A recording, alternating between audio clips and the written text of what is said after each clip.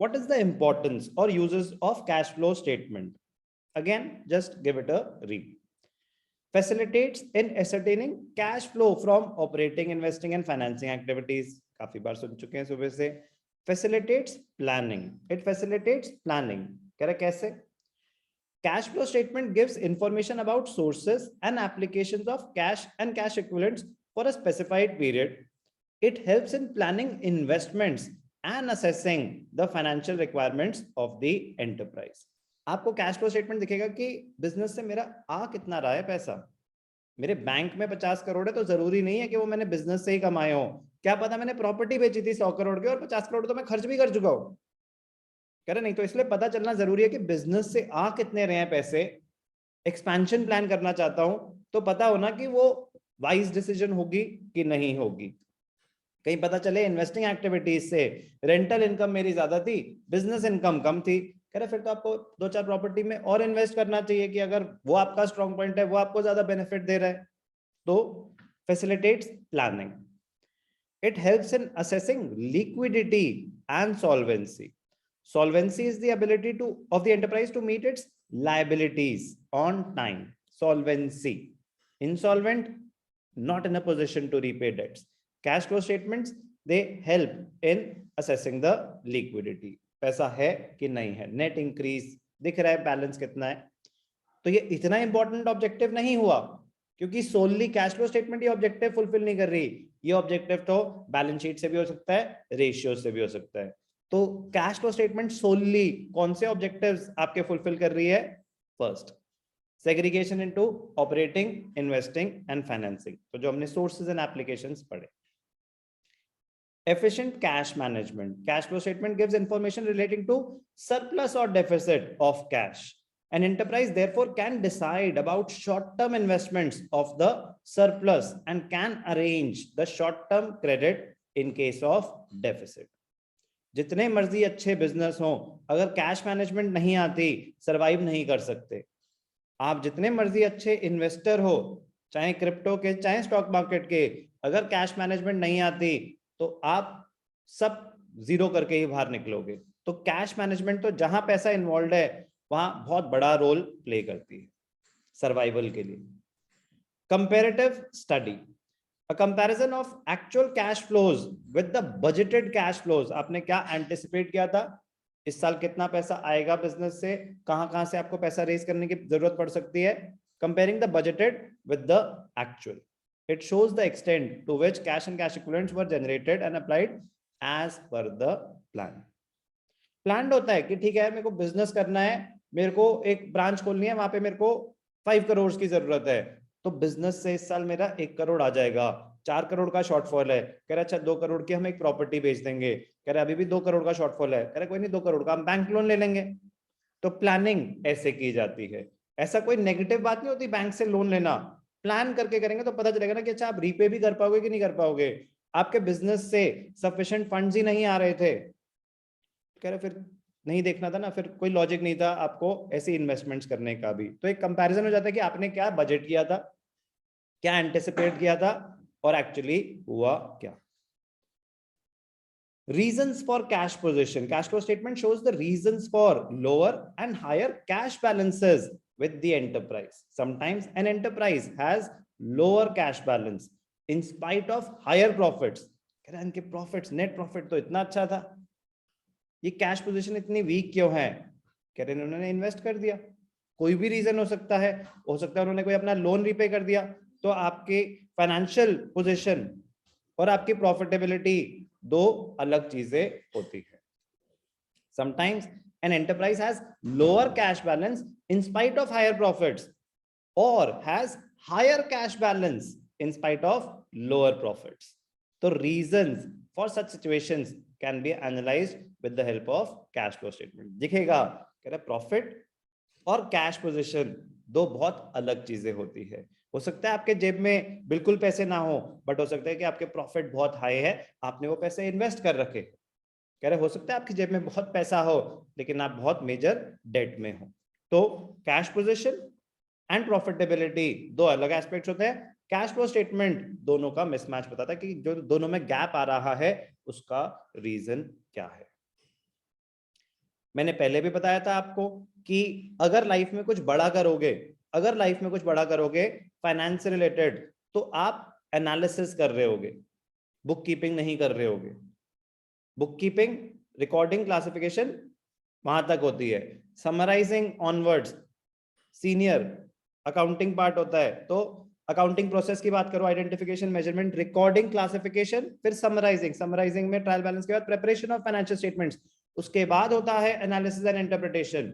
तो आप तक पहुंच चुकी होंगी बनी बनाई फाइनेंशियल स्टेटमेंट्स, आप एनालाइज कर रहे होगे अगर कुछ बड़ा करोगे लाइफ में। तो एनालाइज कैसे करना है बेटा, ये पूरी बुक सिखाती है और यही चलता है आज की डेट में भी। आप किसी कंपनी की फाइनेंशियल स्टेटमेंट्स उठा के देखोगे तो यही एनालिसिस, यही टूल्स यूज होते हैं। कैश फ्लो स्टेटमेंट उनकी एनुअल रिपोर्ट का पार्ट होगा।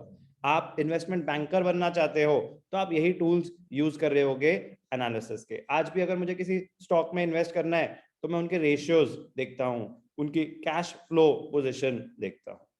कोई भी वो यही देखेगा, टूल्स ही यही है। प्लीज, इंपॉर्टेंट है। तो थ्योरी हमें क्या करती है, थ्योरी हमारा विजन थोड़ा ब्रॉड कर देती है। सिर्फ क्वेश्चंस नहीं सॉल्व करने, क्वेश्चन सॉल्व करना आगे जाके, क्वेश्चन तो डेफिनेटली क्वेश्चन सॉल्व करेंगे तभी पता चलेगा हो क्या रहा है, बट हमें ये समझना है कि भाई आगे जाके ना मैं नहीं बना रहूंगा कैश फ्लो स्टेटमेंट, मेरे सामने बनी बनाई आएंगी, उस पोजीशन पे जाना है और मुझे वो देख के बताना है क्या पोजीशन है। तो वो तभी बता पाओगे जब आपको बनाने बहुत अच्छे से आती है और आपके पास ये बैकग्राउंड भी है कि उससे एडवांटेजेस क्या हो रही हैं, उसका पर्पस क्या है। तो objectives, advantages, limitations senior level को पता होती हैं, जूनियर लेवल पे उनको बनाने से मतलब है। तो आप वैसे ना बने कि आपको क्वेश्चन सॉल्व करने से मतलब है। जूनियर लेवल का काम होता है वो उससे आगे दिमाग ही नहीं लगाते, कह रहा मुझे नहीं पता कि कंपनी का आगे क्या होगा, ये लो पकड़ो कैश फ्लो स्टेटमेंट, आपने मुझे इतना बोला था। वो चाहते भी नहीं कि आपका दिमाग उतना चले, वरना तो फिर उनकी कोई वैल्यू ही नहीं बचेगी। तो जो थ्योरी करी जाती है बेटा वो हमेशा बहुत ज्यादा काम आती है लॉन्ग रन में, आप उस चीज को इंपॉर्टेंस नहीं देते। बट मैं बता रहा हूँ कि लाइफ में अगर कुछ बड़ा करोगे तो ये चीजें आपको ज्यादा काम आएंगी कि मुझे उस चीज को यूज कैसे करना है। Be careful. तो evaluate management decision. The management decision क्या जूनियर स्टाफ लेता होगा? नो, सीनियर स्टाफ जो काम नहीं करते सिर्फ डिसीजन लेते हैं और काम करने वालों से 10 गुना सैलरी लेते हैं दिमाग के। Evaluate management decisions. Cash flow statement by providing information relating to companies investing and financing activities gives the shareholders, potential investors, lenders, and creditors information about the cash flows, which helps them to evaluate management decisions. It also helps in dividend decision कि इस साल dividend दिया कितना जाए, दिया जाए कि नहीं दिया जाए। कह रहे देखो भाई पोजीशन आपके सामने है, अभी थोड़ा सा टाइट चल रहा है सीन ड्यू टू कोविड-19, it would not be wise to give dividend, we should save that money and invest it in the business। तो ऐसी कुछ डिसीजंस लेने में हेल्प करेगी आपकी cash flow statement. Dividend decision तो इवैल्यूएट मैनेजमेंट डिसीजन, वो एक ब्रॉडर पर्सपेक्टिव हो गया। स्पेसिफिकली फिर से आए उस बात पे, डिविडेंड डिसीजन लेने में हेल्प करती है। Dividend payable is deposited in a separate bank account upon it being declared। जैसी कंपनी डिविडेंड डिक्लेयर करती है ना, वो एक सेपरेट बैंक अकाउंट में उतने पैसे ट्रांसफर कर देती है, कह रहे बस अब इसको पैसे को यूज नहीं कर सकते, वो पैसा ब्लॉक कर दिया जाता है, फिर धीरे धीरे वो शेयर होल्डर्स में डिस्ट्रीब्यूट होता है। किसी की अकाउंट डिटेल्स चेंज हो चुकी होती है तो उस वजह से हमने बैलेंस शीट पढ़ी थी, डिविडेंड पेएबल और अनक्लेम्ड डिविडेंड करंट लायबिलिटीज में आ रहा होता है। वो वाला पोर्शन होता है कि डिविडेंड अनाउंस तो हो गया बट पे नहीं हुआ, और हमने बैलेंस शीट में करंट एसेट्स में कैश एंड कैश इक्विवेलेंट्स में balance with banks earmarked deposits, earmarked deposits अगर आप रिवाइज करेंगे तो एसेट्स में आता है। ईयरमार्क्ड डिपॉजिट्स क्या थे? Money kept with the bank for a specific purpose. तो ये एग्जांपल दे रखा है वहां पे, डिविडेंड पेएबल और अनक्लेम्ड डिविडेंड। जैसे ही कंपनी ने डिविडेंड अनाउंस किया उतना पैसा उनको ब्लॉक करके रखना पड़ता है। Dividend payable is deposited in a separate bank account upon it being declared. That is interim dividend. कभी होता है ना, जैसी एक होता है annual dividend, एक होता है interim dividend. Interim dividend announced due to extraordinary profits during the year. आपको कोई extraordinary कुछ भी windfall gain हुआ, आपने कहा बांटो पैसे. Within 7 days of announcing, interim dividend pay हो जाता है. तो interim dividend is declared and paid within the same year. Interim dividend is declared and paid within the same year. Annual dividend वो पूरे साल के जब फाइनेंशियल स्टेटमेंट्स बन चुकी होती हैं, फिर देखते हैं क्या रहा, फिर शेयर होल्डर्स मीटिंग में प्रपोज किया जाता है कि हम इतना डिविडेंड देना चाहते हैं, फिर शेयर होल्डर्स अगर अग्री कर जाते हैं तो दे दिया जाता है. तो डिविडेंड डिसीजन लेने में हेल्प करता है. Cash flow statement helps in deciding how much dividend should be paid. It facilitates capital budgeting decisions. Capital budgeting इतना इंपॉर्टेंट एस्पेक्ट होता है, हम उसका 0.001% भी नहीं कर रहे, हम कुछ भी नहीं कर रहे कैपिटल बजटिंग से रिलेटेड. बट मैं वैसे आपको बता रहा हूँ कि कॉलेज में ग्रेजुएशन में आ जाएगा आपको फाइनेंशियल मैनेजमेंट में capital budgeting. Capital expenditure plan करना सबसे ट्रिकी काम होता है. डे टू डे तो बेटा कभी कभी फ्लो में ही चल रहा होता है बिजनेस, सामान आया सामान गया, सामान आया सामान गया, वो तो रोटेशन हो ही रही है. बट कैपिटल एक्सपेंडिचर वो बहुत बड़ी डिसीजंस होती हैं. फैक्ट्री सेटअप करनी है, मशीन्स लेनी है, करेक्ट. अच्छा मशीन ये हम लेंगे, 5 करोड़ की मशीन है, मुझे कितना बेनिफिट देगी, कितना टाइम लगेगा उसकी इन्वेस्टमेंट जो आपने लगाई है रिटर्न आने में, वाइज डिसीजन होगी कि नहीं होगी. Capital budgeting, it facilitates capital budgeting decisions by providing net cash flows from investing activities. Investing में आता है इन्वेस्टमेंट इन फिक्स्ड एसेट्स. कहते हैं जो आप इन्वेस्टमेंट कर रहे हो ये वाइज डिसीजन होगी कि नहीं होगी, क्योंकि पैसा आपका मेजर ब्लॉक हो जाता है फिक्स्ड एसेट्स में, नॉन करेंट एसेट्स में. ऑब्वियसली बात है बिजनेस ग्रो करने के लिए नॉन करेंट एसेट्स में इन्वेस्ट करना ही पड़ेगा, बट वो प्रॉफिटेबल होगा कि नहीं होगा, कितना टाइम लगेगा वो पैसा वापस आने में, इन सब चीजों में वो तो फर्दर एनालिसिस होते हैं. But still cash flow statement helps in facilitating capital budgeting decisions. It helps in taking these decisions.